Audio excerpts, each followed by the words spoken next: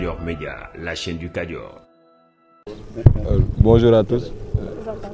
Je réponds au nom de Adamo Sow Kébé, président de l'amicale des étudiants de l'UFR Sciences et Technologiques et président de la conférence des amicales d'étudiants de l'université Iba Der Thiam de Thiès. Merci. Voilà. Où en êtes-vous justement avec les difficultés, surtout d'ordre social à l'UIDT? Les difficultés d'ordre social s'empirent de jour en jour. On ne constate pas d'évolution considérable par rapport à l'aspect social. Bien vrai qu'il y a une visite récente du ministre au niveau de l'université, bien vrai également qu'un séminaire de stabilisation du calendrier académique s'est tenu à Saly, bien vrai que des engagements ont été pris pour faire bouger les choses par rapport à l'achèvement et à la finition donc, des travaux de pavillon de 1000 lits. Jusque-là, à la mi-août, on voit aucun ouvrier donc, se profiler au niveau du site de la VSN pour assurer la très bonne continuité donc, des choses. En résumé, rien ne bouge, rien n'avance. C'est la galère au niveau de l'université Iba Der Thiam de Thiès. Et la conséquence, c'est quoi? La conséquence, c'est le niveau de vie sociale qui se dégrade de jour en jour. Les chambres sont surpeuplées. On l'a dit dans nos différents points de presse. Donc, on a transformé nos salles de télévision en dortoirs. L'université Iba Der Thiam de Thiès, au niveau du site de la VSN, donc, a une capacité d'accueil de 212 lits. Maintenant, on a dépassé donc, les 1000. Donc, imaginez le nombre de personnes dans chaque chambre. Chaque chambre actuellement renferme ou bien rengorge plus de 10 étudiants donc, par chambre, sur une chambre qui a été dimensionnée pour 2 étudiants ou 3 étudiants. Donc ça, c'est vraiment catastrophique. Alors, le ministre, il était là, il a vu que les bâtiments qui sont derrière nous, il n'y a que l'aspect financier qui reste, c'est-à-dire de payer l'argent des repreneurs pour qu'ils viennent ensuite continuer le travail. Le matériel du restaurant, les équipements des chambres sont stockés ici au niveau du site, derrière ces bâtiments donc, qui sont derrière nous. Il ne reste qu'à respecter les procédures financières pour espérer donc une réception donc très prochaine de ces nouveaux bâtiments. L'État, c'est la continuité. Le nouveau directeur du CROUS, c'est un ancien de l'université en tant que directeur de la scolarité et de l'orientation. Est-ce qu'il a été saisi justement de ces dossiers? Pas plus tard qu'hier, il était ici pour une visite donc, au niveau du site de la VSN. Il a eu à visiter les anciens pavillons. Donc, on a attiré son attention par rapport au surpeuplement qui existe dans ces chambres. On a attiré également l'attention du recteur pour lui dire que le ministre il est dans une logique de stabiliser le calendrier académique.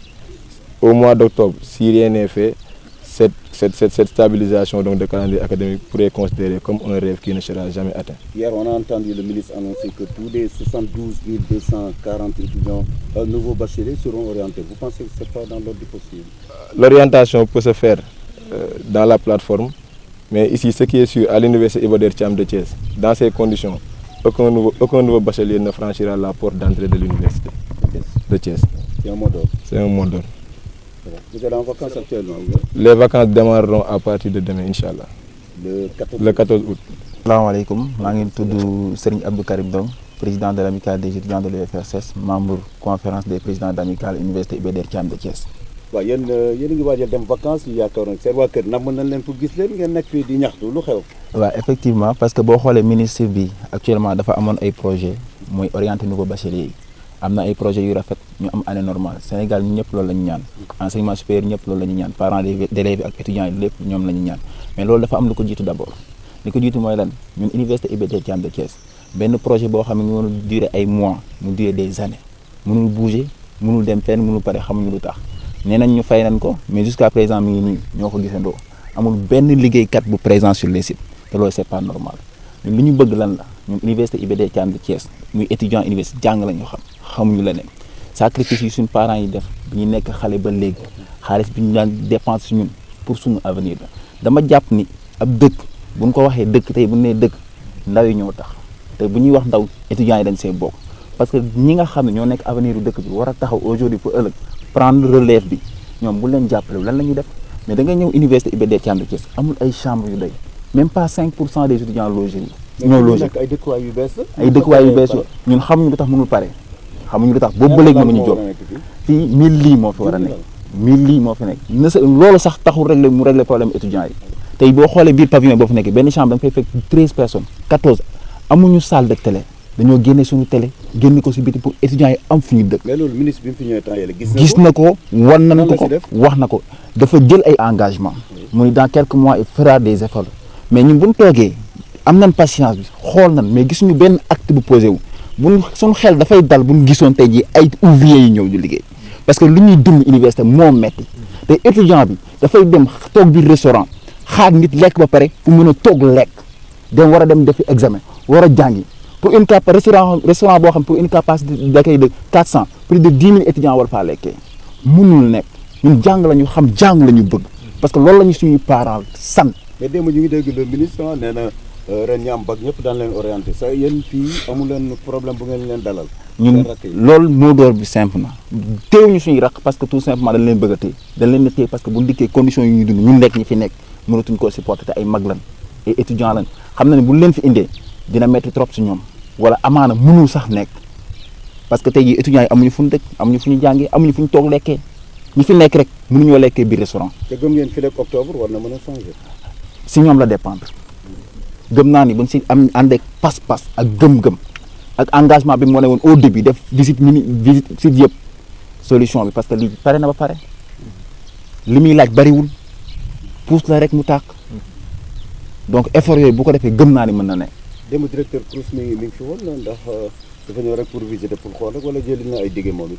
waaw directeur CROUS ñëw na pour xool conditions yi te xam na li étudiants yi dund fii dugg na si biir chambre yi waxtaan naa étudiants yi xam na ni service médical bi déjà mënul contenir plus benn salle de soins moo fi am pour 10 000 étudiants mënul ne benn restaurant bi une capacité de 400 étudiants pour 10 000 étudiants mënul ne mais loolu lépp dañ koo muñ di jàng parce que jàng lañ moo ñu war suñu avenir moo ñu war loolu lañ bëgg loolu la suñuy parents sant mais dafa am foo xam fa la mën a yem actuellement on est à bout de nos efforts. condition sociale bu baaxul pédagogie bi da ci am jafe-jafe. c'est évident commission sociale ak pédagogie ñoo mën a ànd de pair étudiant bi bu amul fu mu dëkk mën a yeewu sangu ba set lekk ba suur dem jàngi kooku nan lay defee examen. te mënu leen xëy di woor rek di jàng. mënuñu xëy di woor rek di jàng.